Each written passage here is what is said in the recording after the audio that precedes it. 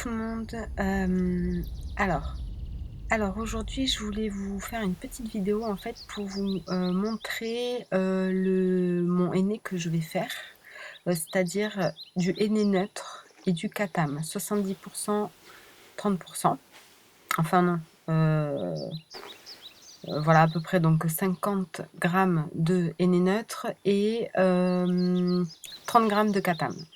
Donc je rajoute, 3 fois le poids en eau, donc 80 fois 3, 240. Donc en tout, je monte jusqu'à 300 grammes sur la balance avec le poids des poudres et vous voyez, en fait, je vous ai montré sur les images d'avant que, les pointes, la couleur pour que vous voyez bien la couleur des pointes. Donc aux racines, c'est ma couleur naturelle, ça fait plusieurs mois que j'ai rien fait et voilà, les pointes sont assez claires puisque j'avais essayé d'éclaircir, cet été.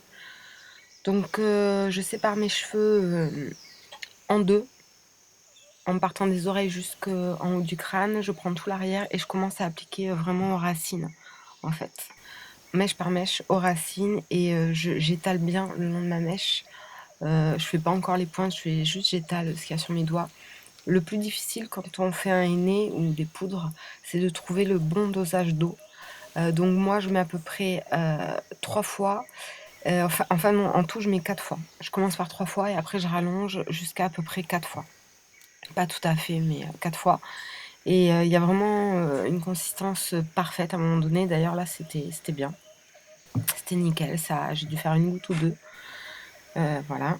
Hem Et donc mèche par mèche, après je remonte quoi, jusqu'en haut et surtout avoir les cheveux toujours démêlés, donc prendre une brosse qui démêle bien, qui tire pas et toujours pareil, appliquer aux racines et descendre jusqu'aux pointes et voilà, toujours essuyer, au maximum, vos mains sur, jusqu'aux longueurs et après, de temps en temps, vous en mettez un peu plus aux longueurs pour bien que ça s'imprègne.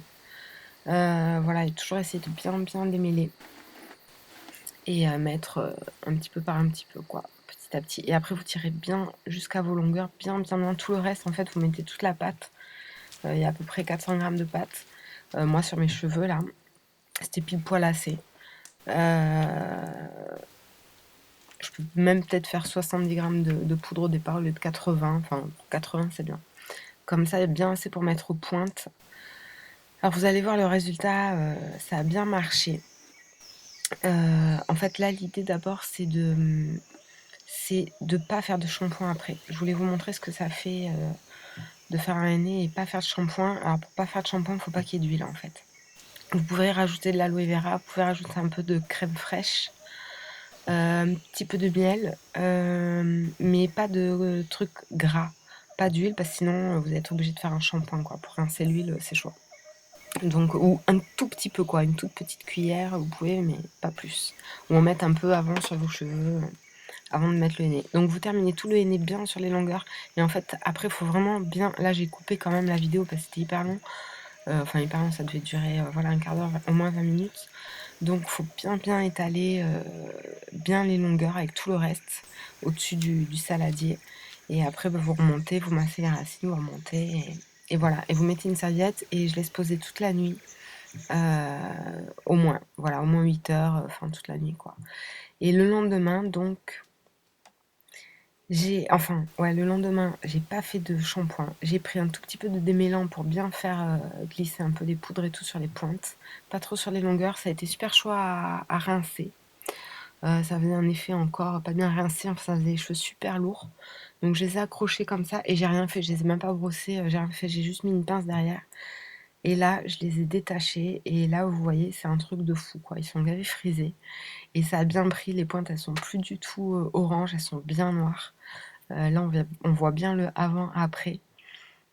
Voilà, c'est quand même pas mal. Et en fait, si j'ai pris du henné neutre, c'est pour pas qu'il y ait de pigments dedans, parce que dans le henné neutre, ça colore pas. Donc voilà. Après, on peut aussi mettre, enfin la prochaine fois, j'essaierai de mettre un petit peu de pigment dedans pour donner un côté un peu moins noir et que les pigments se colorent en fait, foncent quoi, en fait, avec le katam. Parce que le katam, ça fait vraiment foncer les cheveux. D'ailleurs, vous voyez, parce que voilà, là c'est henné neutre qui colore pas plus katam. Donc ça fonce bien les cheveux. sachant que mes cheveux étaient, quasiment naturels aux racines, complètement naturels et les pointes des restes de henné et d'éclaircissement, enfin des éclaircies quoi, cet été, au miel, au citron, au soleil et tout. Enfin, tentative d'éclaircissement parce que le henné, ça reste les pigments rouges, orange. Voilà, donc c'est quand même pas mal réussi. Avec quelques jours de recul, ça a beaucoup dégorgé quand j'ai fait un shampoing. J'ai tenu que 48 heures sans shampoing. Donc 48 heures, j'ai fait un shampoing avec le shampoing rouge solide de chez Lush, que j'utilise en ce moment, même si dedans il y a un truc que j'aime pas trop. Mais voilà, je l'ai acheté, donc je l'utilise. Et ça a beaucoup dégorgé. Et je vous conseille les premières nuits surtout de mettre quelque chose sur votre oreiller parce que ça dégorge, si vous voulez pas avoir l'oreiller tout noir. Et voilà. Après, vous pouvez mettre rafraîchir avec un peu d'eau florale et tout parce que vous allez voir, vous allez avoir une sensation d'avoir les cheveux hyper épais au niveau des racines et tout, c'est hallucinant. Parce que voilà, c'est pas bien, il faut bien rincer, c'est un peu chaud à rincer sans shampoing. Mais après, l'idée, moi, j'ai pas voulu faire de shampoing, j'aime pas trop faire de shampoing quand je fais un henné, pas de suite parce que voilà, les poudres, ça met un peu de temps à agir. Et c'est pas comme les colorations voilà, chimiques et tout, c'est pas rapide, c'est pour ça que ça nique pas le cheveu d'ailleurs. Et c'est pour ça que je fais plus de coloration parce que pendant des années, je me suis fait des colorations et je me suis bousillé les cheveux. Voilà, donc c'est fini les colorations chimiques, c'est fini. Et voilà, les poudres, c'est super. En plus, la nuit, ça vous fait faire des youhou, ça fait des trucs super bizarres, les poudres. Donc voilà, je vous conseille d'essayer les poudres indiennes, henné, tout ça, tout ça, tout ça. Et aussi essayer l'oreiller en soie. J'avais acheté un oreiller en soie à la même période où j'ai commencé les poudres. Alors je sais pas si c'est l'oreiller en soie ou les poudres, mais la nuit, des fois quand je fais des soins comme ça, je vois plein de trucs, des couleurs bizarres autour de moi. Voilà, bon ben voilà, c'est comme ça. Donc essayez les poudres indiennes, c'est pas mal. Voilà, après j'ai essayé de coiffer mes cheveux. Donc là, vous les avez vus pas coiffés de 2 jours. Non. Pas 2 jours. Ah ben si, 2 jours. Non, ça c'était le lendemain une fois qu'ils étaient secs. Donc ça c'est le lendemain en fait, pas coiffé. Et donc là j'ai essayé de les coiffer. Donc je vous conseille une brosse qui démêle super bien. Moi c'est une brosse que j'ai eu en cadeau chez Farida B et qui me démêle super bien, qui a des picots courts et c'est en plastique. Bon, c'est en plastique malheureusement, mais ça me démêle super bien, ça me fait absolument pas mal. Et mes cheveux, ils sont bien après, ils sont pas électrostatiques, ils sont pas chelous, je sais pas, ils sont bien. Donc, j'ai tenté de les démêler tant bien que mal. Donc bon, ça allait quoi, c'est juste que du coup, ils sont vachement épais, il reste encore de la poudre quand même au niveau des racines, hein, c'est pas super bien rincé, il n'y a pas de shampoing. Donc on voit bien la différence au niveau des pointes. Par rapport à avant, voilà, là on voit bien, bien, bien que ça a foncé. Ça, de toute façon, on a vu sur les mains à un moment donné, après avoir posé sur les mains, ça fait un peu, voilà, vert foncé, ça fait un peu cendré, un côté cendré en fait. Voilà. Donc après j'ai changé de brosse, j'ai démêlé avec une brosse en poil de soie, hein, une brosse que j'ai trouvée au magasin bio et qui est pas mal. Ce que j'ai oublié de vous dire aussi, c'est que j'ai fait le henné sur cheveux lavés depuis 4 jours en fait. Donc voilà, donc cheveux sales quoi, en gros de 4 jours. Voilà, c'est pas mal pour faire le henné. Moi j'aime bien et donc l'idée c'était de pas faire de shampoing pour bien laisser les soins, les effets du henné pendant encore 1 à 2 jours et faire un shampoing après. Donc voilà ce que ça donne après avoir brossé. Et voilà, vous pouvez rajouter un petit peu d'aloe vera sur les pointes s'ils ressemblent à rien, un peu pour les discipliner, les lisser, les hydrater. De l'aloe vera en tube, c'est super. Et voilà, sinon un peu d'eau florale aussi aux racines, n'hésitez pas à mettre de l'eau florale de romarin, enfin infusion de romarin même que vous pouvez vous faire chez vous, ou eau florale, n'importe quelle eau florale, enfin choisissez en fonction de l'odeur que vous aimez, des propriétés que vous connaissez, ou voilà.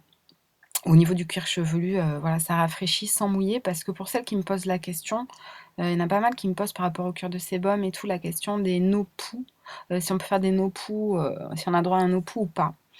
Alors moi, ce que j'en pense par rapport à ça, c'est que j'aime pas du tout, en fait, enfin, le no-poo dans le sens où water only, quoi, dans le sens, tu mouilles tes cheveux et tu les laisses sécher comme ça. Je crois que c'est ça. Si c'est ça, moi j'ai essayé, j'aime pas et je préfère ne pas les laver que les laver qu'à l'eau. Même si en fait, j'ai tendance à avoir envie de les laver à l'eau quand je fais des cures de sébum ou quand j'attends longtemps sans les, laver parce que, les pointes manquent d'hydratation, en fait. On a l'impression que les pointes deviennent un petit peu sèches, et que le cuir chevelu est un peu, il y a du sébum mais pas les pointes. Donc en fait, moi je vous conseille vraiment les eaux florales.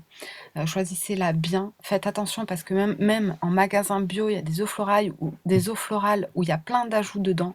Moi, il y a une eau florale, par exemple, eau de fleur d'oranger de chez Floram, je crois, que je supporte pas parce que dès que je m'en mets, ça me picote, ça me fait tousser, ça me picote au fond de la gorge, c'est irritant et je ne sais pas pourquoi. Il y a des choses dedans, je ne sais pas ce que c'est. Donc choisissez bien votre eau florale. Là où, votre producteur, enfin là où vous l'achetez.